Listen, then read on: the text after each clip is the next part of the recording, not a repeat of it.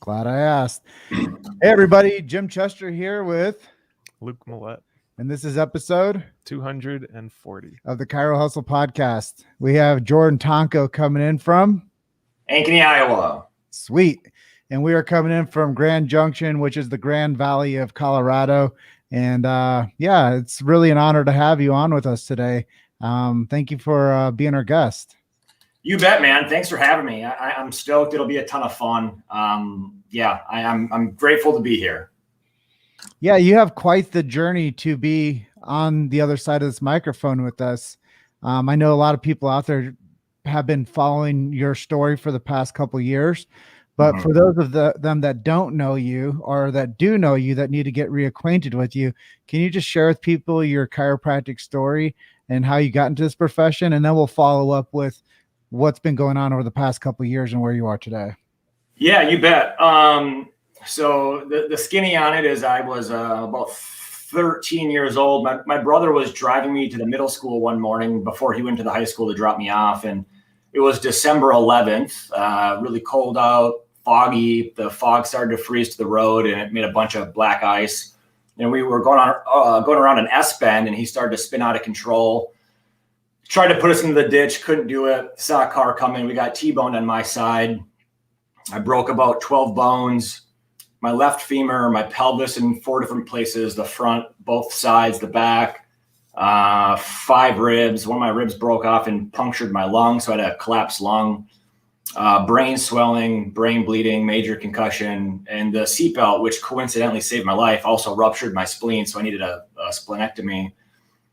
Pronounced dead on arrival. And I was unconscious for about two and a half weeks, and then in the ICU for 2 weeks. I was in the hospital for about I don't know 4 to 6 weeks, something like that. They told my parents, if I was lucky enough to live, I'd be probably mentally handicapped or wheelchair bound, medicated for a lifetime on some level. And my mom met the chiropractor and my life changed forever. So I knew at a young age, that's what I wanted to do.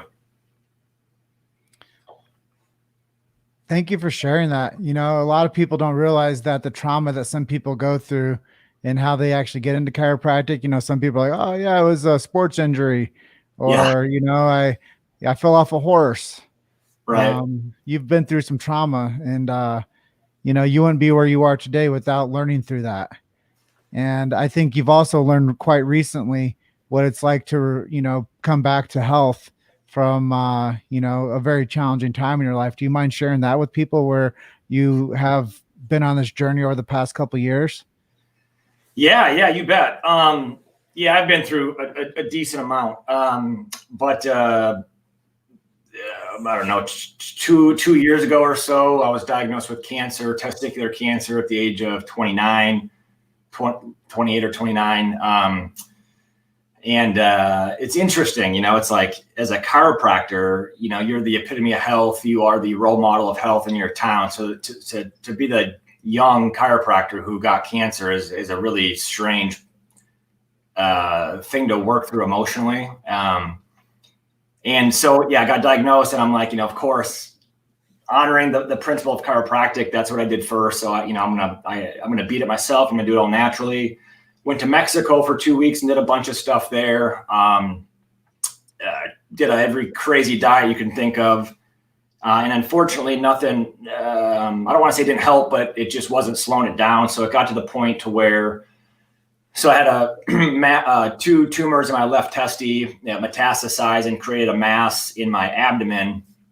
And it got to the point to where it was about the size of a papaya, football-ish size, pretty nice size. And then I got to a point where it got so big, it was pushing on my ureter, causing hydronephrosis, essentially not allowing urine to leave. And that was a really scary time for me because, going to the bathroom and nothing coming out was scary. And of course, I'm in a boatload of pain. Like I can't even, it's very hard to articulate how much pain I was in. And I was in that pain for like 4 to 6 weeks, and it continued to get worse and worse. And I was taking enough pain medication to put a horse to sleep.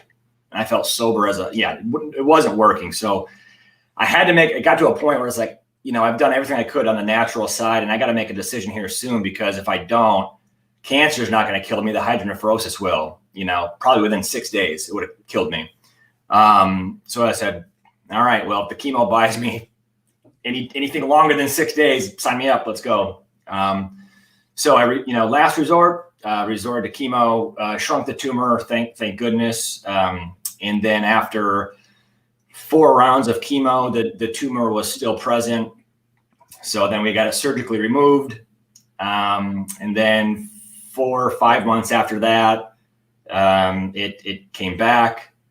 And this time it was in my liver. Not good. The 2 places you definitely don't want cancer will be in your pancreas or your liver. So then thank God it was, and it wasn't a very easy surgery that time around, because it was in all 3 different lobes of my liver. So the surgery wasn't an easy one. But then we did high dose chemo first, because we did the regular stuff, whatever, initially.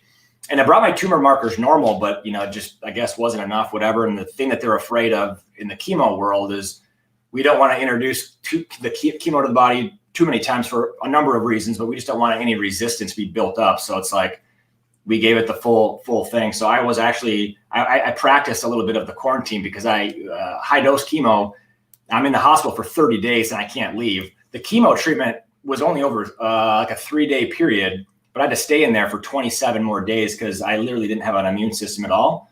So I couldn't leave. And I had to do that 2 different times.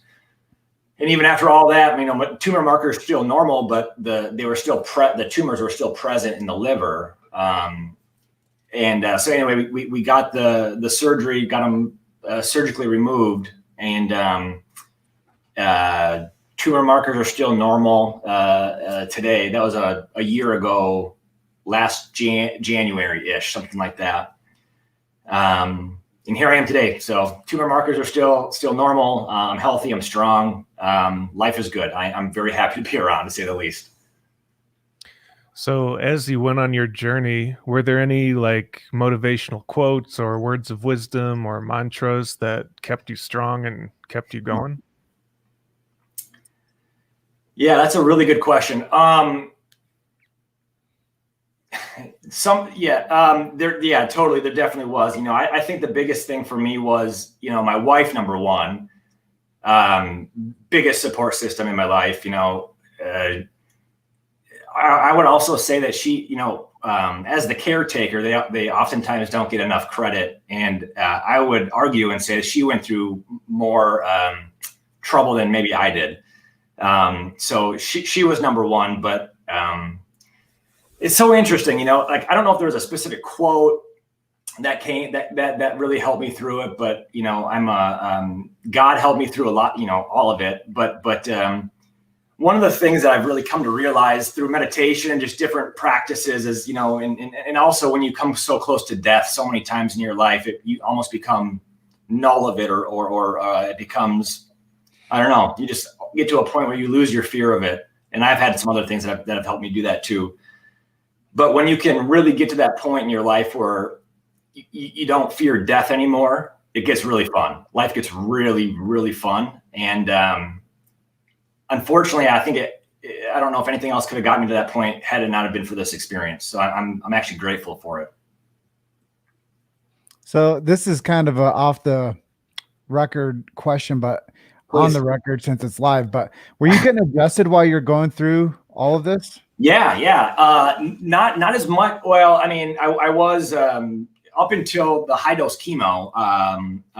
It was more difficult then, but shout out to my homeboy, Dr. Jacob Young. He practices in Iowa City, and that's where I was getting the high dose chemo. So bless his heart.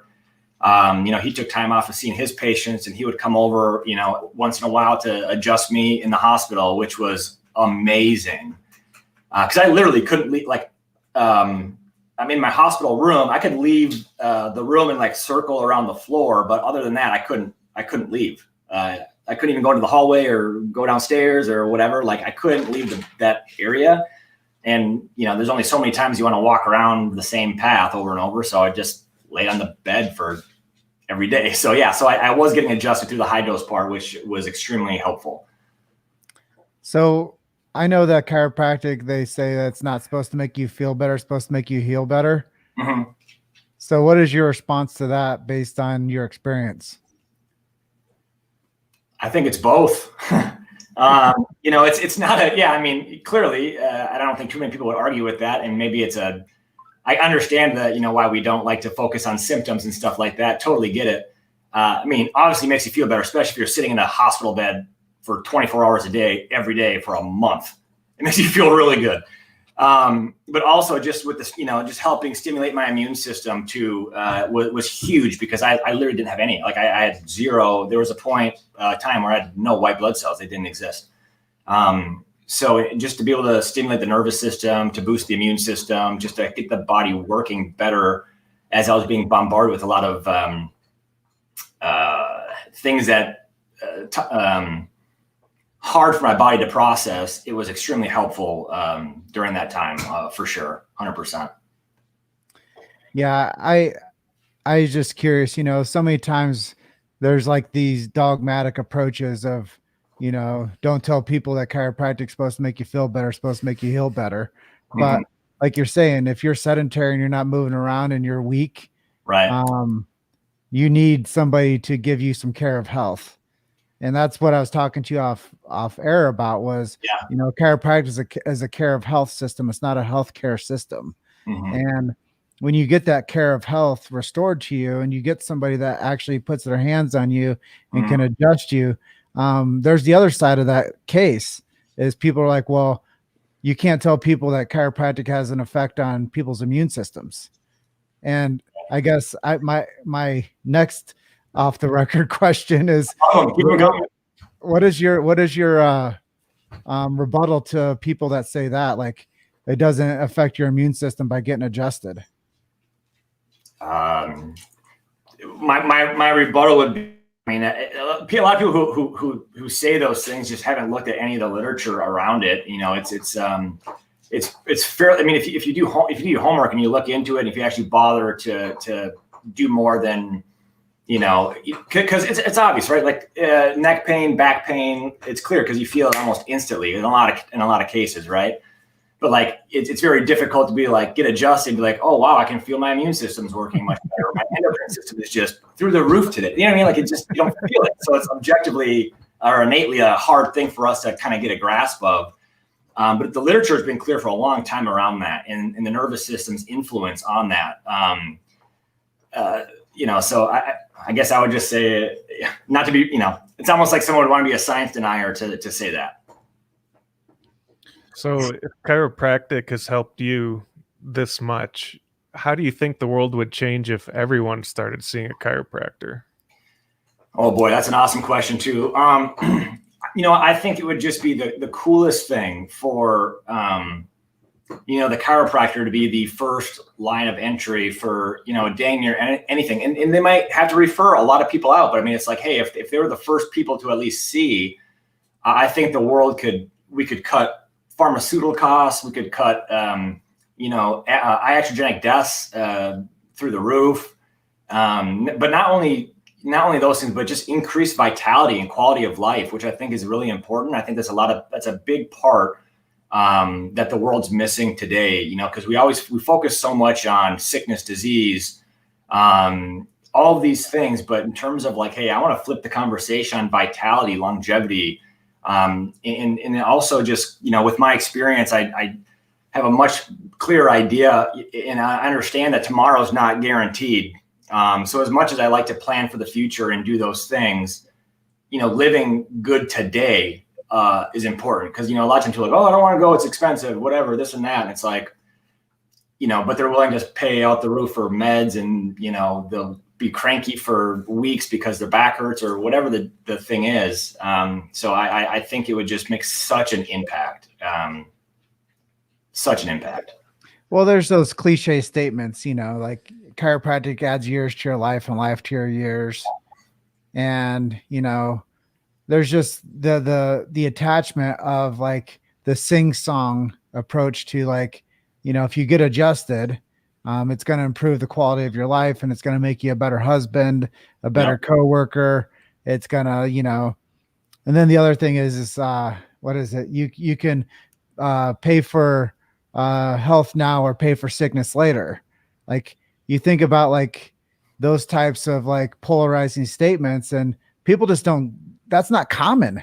People just don't commonly see those things, and they're not heard, and they're not told, and they're not shared around like the campfire or the dinner table or the water cooler anymore, or maybe even on the Zoom channels. They're not just that people aren't talking about this. Right. Yeah, I totally agree. And I think if we could make that more of a conversation, and I mean, a lot of things I think are to blame for, I mean, I don't want to say blame, but that caused, I think, that discussion. But, we've just been trained for such a long time that it's a pill for every ill, from a kid. It's just so crazy, Jim. Like I remember even as a child, because I saw all these commercials on TV for drugs and whatever, and kids doing it so I just thought it was the thing. And I remember I would fake a cold to my mom just so I could have the orange cough syrup because it tasted good, which is insane. I know it's insane, right? But it's like, that's the mentality that we get even from kids, right? And then we grow up into that. And, as soon, and I was blessed. My dad is unique to say the least, but he's been kind of a health nut for almost as long as I can remember. So a lot of this stuff wasn't super new to me. He was having me drink green, he was a health nut for a long time. He would poke fun at me if I ever used the microwave as a kid. And so it was easier for me to transition when I heard the chiropractic story, because it wasn't that I mean, it was very like, aha, it was very like, wow, I can't believe it. And, but it maybe not as much for me as maybe it was for someone else, because the whole natural way of living was kind of how we did things in my house as a kid. So with the way things are going today, where do you see the trajectory of chiropractic heading in the next 20 years or so? If I'm being optimistic, I would say, the optimistic side of me says that, I would love to see chiropractors at the forefront of healthcare. I'd love them to be the first portal of entry for any concern, whatever it is. Well, almost any concern. That's my optimistic side. And then maybe my pessimistic side, which is a very small side of mine. It's going to be harder for the profession to continue to go in the direction where we want it to go, with lack of unity, and also with lack of, I just noticing, especially now with me changing professions too. I'm seeing a lot of different sides of both professions, but we're very proud, and we want to, we gobble up the green books, and it's all, we're all this great stuff about the profession. We're in love with it. The principle, above, down, inside out. I get it. But if we can't learn how to communicate, the public doesn't care about that, or they don't know they care about it yet, right? Like they want to get out of pain, they want to do these things. So unless we can't get good at communicating what we do, and then also, I think one of the things I've noticed too, especially with my career change, is if we don't get really good at running an efficient business, we're gonna have no one to help. So as much as some people don't want to hear it, the business side is maybe the most important part of the profession moving forward, I think. Yeah, I think those are fair assessments. I believe, my follow-up to that is, how do you see chiropractors working within hospitals in the future? Do you see that as something that will happen?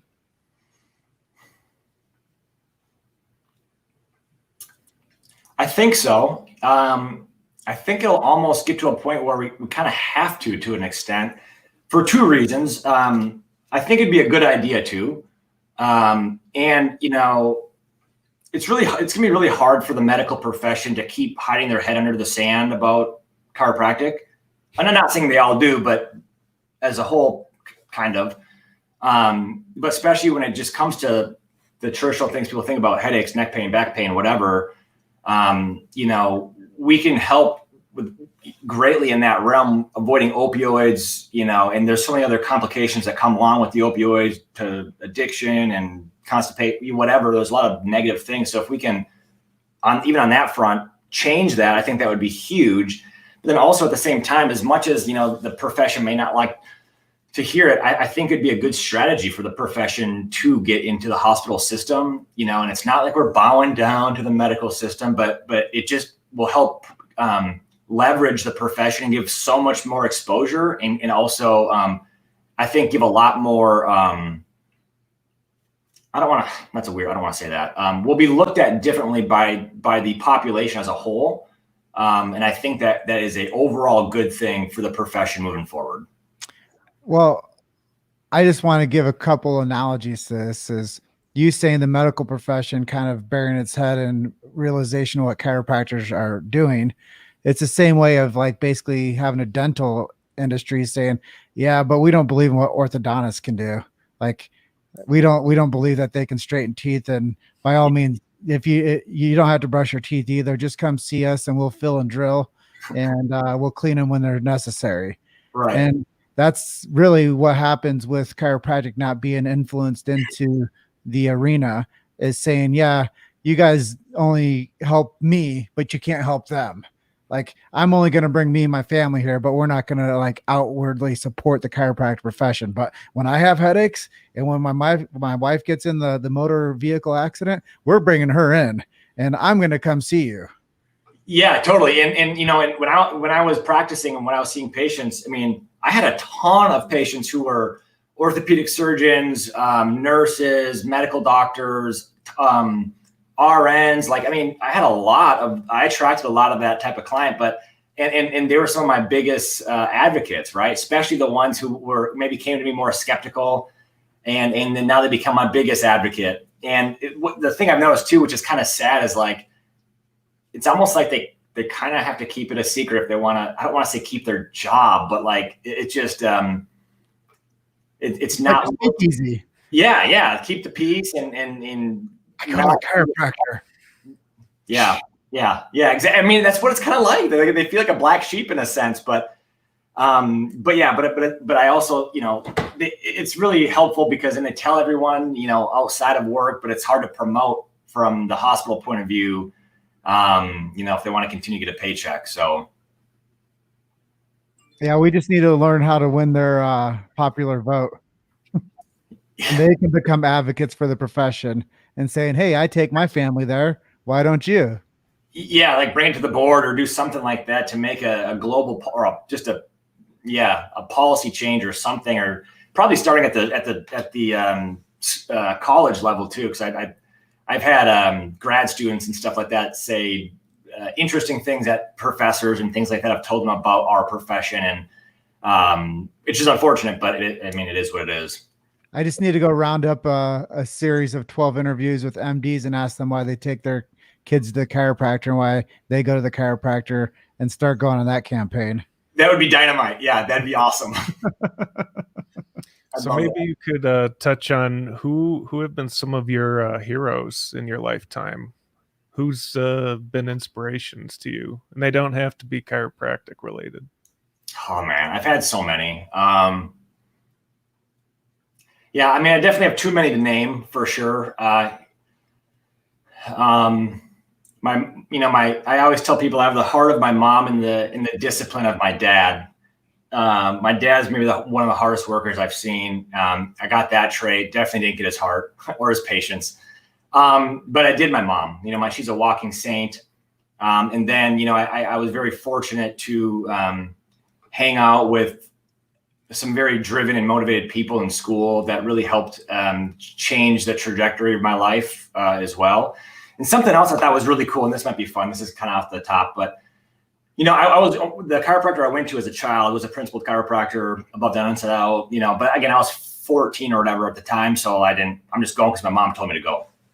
And then when I went to school, when I was in undergrad, I went. I knew I was going to become a chiropractor, and I was at St. Cloud State in Minnesota before I went to Northwestern, and I ended up going to a chiropractor's dinner. Loved it, heard the message. It was incredible. And, went through this. Obviously, I had like $200 my name at that point. So he said, you know, I want to take care of you for free, because he knows I was going to go to school to become a chiropractor, right? So he wants to mentor me and put me on the right path. And he said, the only thing I asked for return, along with like washing his toilets and stuff I did in his clinic, he gave me the book, One Cause, One Cure by Dr. Fred Barge. And I had to read a chapter every week and report back to him what I learned every time I got adjusted. And I am not a reader, or I am kind of now, but like when I was younger, I wasn't at all. Like Spark notes, everything in my life. I read the whole book in 2 days or something. Like I could not put it down. I was so innately attracted to what this book was teaching me. So I thought that was super cool. That was a huge pivot of my life, in my life, really getting to hear the story as an adult, right? Like understanding it. And I fell in love with chiropractic even more.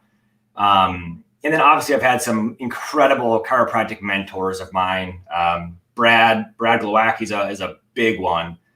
And many more. Again, I feel bad, so I'm probably going to leave, dozens of people out of that. But those are some of the biggest mentors in my life, I would say.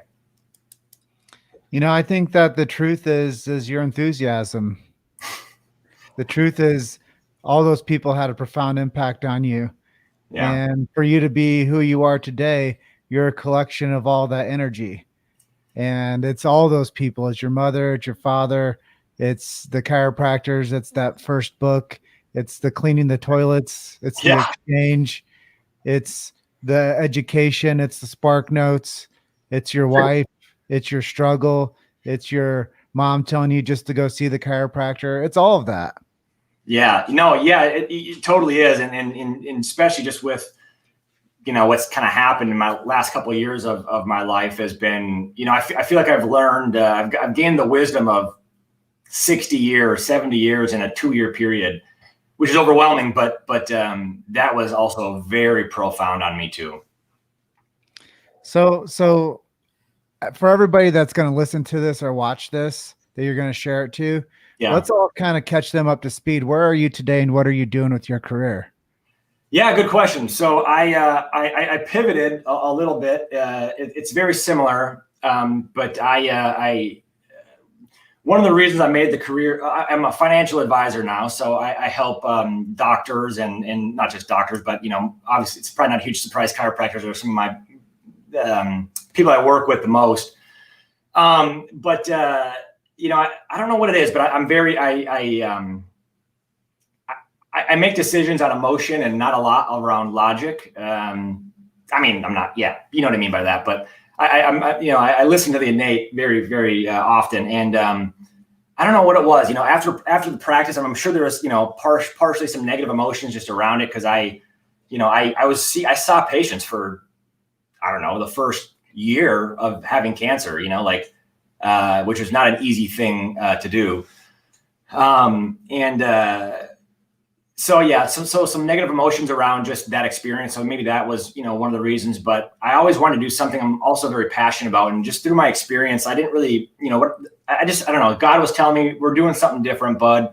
You're still going to make a huge impact. It's not going to be physically laying hands on people anymore. But there's someone else you got to talk to. There's a different, group of people you got to make an impact with in a different way. So I just listening the whole way. And I didn't even, through my experience, Jim, it's like money is not a motivating factor for me because, so many people work so hard for it. And I tell you what, when you're on your deathbed, you don't give up or you don't care what kind of cars in your garage. You don't care how big your house is. None of these things that we spend so much time around matter at all. So I just wanted to have fun. I wanted to wake up and just love what I did. I don't care if I got paid $10,000 a year or $100,000 a year. I just wanted to have fun. That was kind of the goal.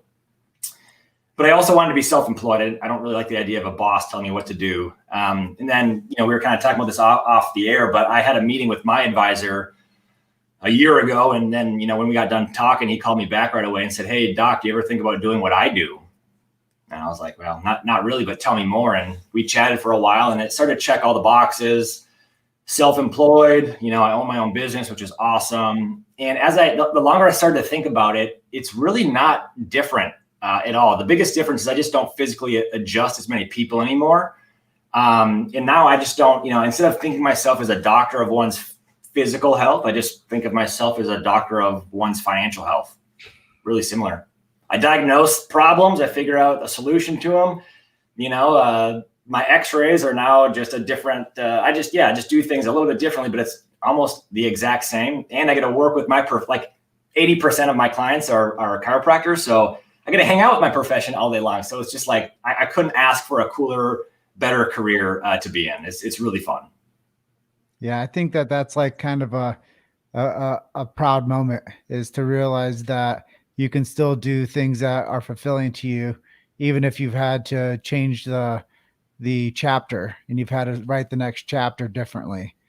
And I think that's a big boost of confidence when you can smile the way you are right now, knowing that you're doing something fulfilling.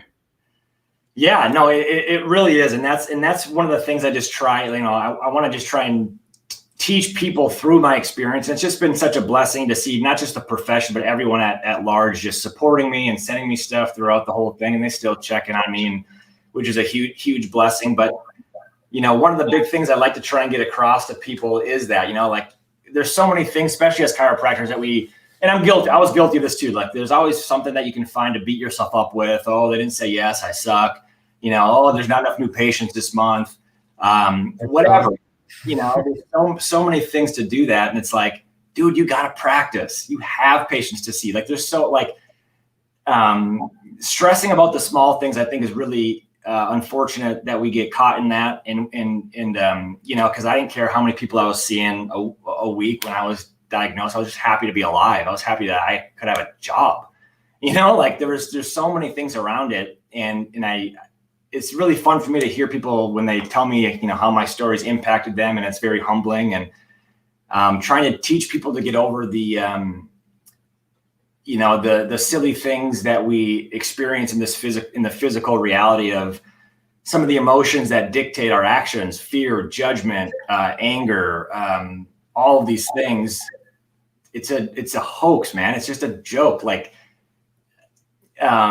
these are things that are created by many different things, but when you can really let go of some of these things, like for example, I was a doctor, I had to dress a certain way, I had to act a certain way, I had to have a certain opinion. I couldn't do X, Y, or Z because I was afraid of being judged by the public because I'm a chiropractor, I'm a doctor. I have to hold, to a certain level. And I will be honest, the last 3 months I was seeing patients. I came into my clinic with jeans, a white t-shirt, and a backwards hat every day because that was me. And I made more money in the last 90 days of my practice than I ever did in practice because it was authentic. You know what I mean? I wanted long hair. Initially, I wanted dreadlocks. I don't know if I'll do it anymore because I like my but I wanted them, and it's like I didn't do it because I was afraid of what people would think of me. And I think that's the craziest thing. And I think it's so unfortunate. We get so caught up in that. I'm going on a tangent, but no, please do. I think it robs us of so much joy, and that's what life is a game, and games are meant to have fun. So it's like we're all created so unique, we're all created so differently and special, and I think that's something to be proud of. Like to shine, to show what makes you unique. Not everyone's gonna like it. That's cool. Like if you fake it, not everyone's gonna like it too. So it's like, get over it. Like you can't make everyone happy, but you can make yourself happy. And one of the things that makes yourself, I've noticed, at least talking, from experience for me, is really being true to who you are and not being afraid what someone thinks of it. It's the most liberating thing I've got to experience. And cancer helped me figure that out, right? Like not only is it really helped me squash the fear of death, but squash the fear of judgment. Because when you think you got days or months to live, I don't care what I'm wearing. I'm wearing whatever I want. You know what I mean? Like whatever it is, it doesn't have to be clothes or whatever, but it's just like, it's so freeing when you can truly be yourself. Gosh, life gets so much more fun. So much more fun. Yeah. It's probably one of my favorite interviews that we've ever done, is just hearing your perspective on being who you are today. I think there was like, I don't remember the movie, but it was Jack Nicholson was in a movie where it was like The Bucket List or something, where he just like decided he was just going to go be himself. Yeah. And he just realized his impact that he could make on himself if he just did what he wanted to and, live the life that he wanted around people he enjoyed. And I think that that's something really special for all of us to think about. And, one of the most impactful books I think I ever read was a book called Tuesdays with Maury. And that was written by a guy named Mitch Albom. Yeah. And it was about this guy that he went and visited with, and he learned all these life lessons with. And I really feel like this interview today is like Wednesdays with Jordan. Yeah. And it's these like this, it's almost like paying homage to your profession with who you are today and letting them know that it's okay for them to be themselves as well. And I think that that's something that's mightily important when it comes to the world of professionalism. Yeah. And when it comes to being a chiropractor is you can't, like, one of my first mentors in chiropractic was Fred Schofield. And he once told me that, hey, if there's a practitioner that's seeing 500 a week and you put them in a clinic that's seeing 50, guess what? They'll see 500 a week. If you take that practitioner that's seeing 50 and you put them to an office that's seeing 100, they're going to see eventually 50. So people practice to their calibration and to their threshold and to what they can actually manage as a technician of the clinic. And then if they don't have the business principles around them, like what you're helping people do, it doesn't matter if you're seeing 500 and getting nothing out of the payments, or if you're seeing 50 and making just as much as the person that's adjusting 500. Right. So I think that it's really, it's a very honest approach to what we're having a conversation on today about where you are, where you transition to, and how you're developing yourself today. So I think it's mightily important to have these types of conversations. So I appreciate you for sharing so openly. Yeah, man, absolutely. I'm a wide open book, and anyone who wants to private message me or whatever, help work through some of the stuff. It's really fun for me because I feel like, I have such a unique gift going through what I've gone through. I want to help anyone I can who's doing it. You know what I mean? Because it's really nice when people give you your sympathy and stuff like that. But if you're going through something like I did, like I was, or am, however you want to say that, it's really nice when people, give you sympathy and this and that. But like no one gets it. Like unless you've done it or been through it, no one understands. So I feel like I just have such a rare, understanding where I can relate with other people. So I just love to help. Love to be a resource, because especially as males, we, one of the other things I would encourage people to do too is like, I think crying is one of the healthiest emotions or actions one can do, really. Like, because there was so much uncertainty around my stuff, around, going through what I'm going through. And every once in a while, I'll still just break down and sob for like an hour every once in a while. But I always feel so much better when I do it. And especially as men, we always want to be like tough, and we're trained through media to not cry and, all this stuff.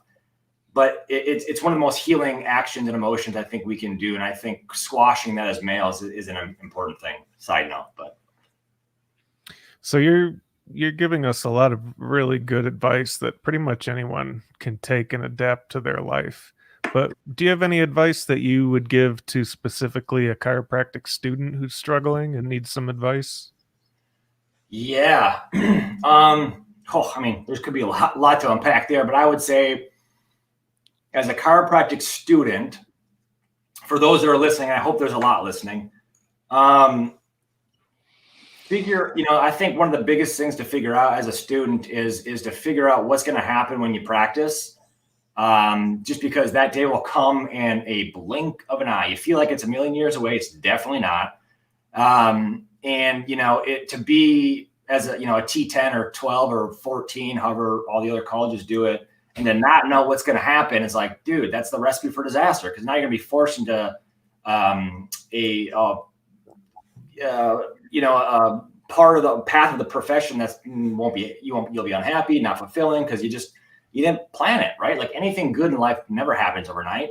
You don't get six pack overnight. You don't get, if you've had lower back pain for 20 years, you don't just get adjusted in 3 visits and have it go away, right? Like anything good in life or happens over an extended period of time with commitment and dedication. And I get it. Like screening for doctors while you're a student doesn't sound fun, because you got A's to get and all that stuff. I get it. don't worry as much about getting the A's. Not saying to not study hard and stuff like that. Definitely do that. Do that. But I think a big focus should be around how are you going to get patients when you open, and how are you going to run a successful business is maybe the most important thing that the students, I think, could be working on, is how to communicate this beautiful thing that we have to offer the planet. Because if you can't communicate, you can be the best adjuster in the world. Because I get it, right? Like, as soon as you start to learn how to adjust people, it's all you want to do. I want to be the best. I'm going to do this. It's like, I get it. You'll have years to master that craft. Understand. I know plenty of chiropractors who are terrible adjusters, but they make a bunch of money because they are great communicators, right? And vice versa. I know some of the best adjusters in the world that don't know how to communicate it, and they go out of business.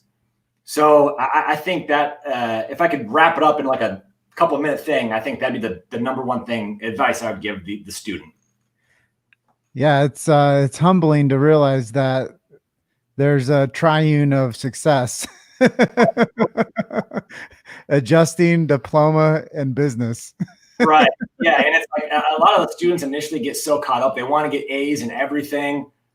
There's never going to be a patient who goes, "Oh, what did you get in human biology?" That doesn't happen. Like, it doesn't happen. So it's good to get A's. Like, I'm not saying it's a bad thing, but I don't think a hyper focus around that, where other areas of your life or future practice will suffer, is not worth it, because the school's job is not to guarantee us success, and they do a fairly poor job at teaching us how to become successful in the first place.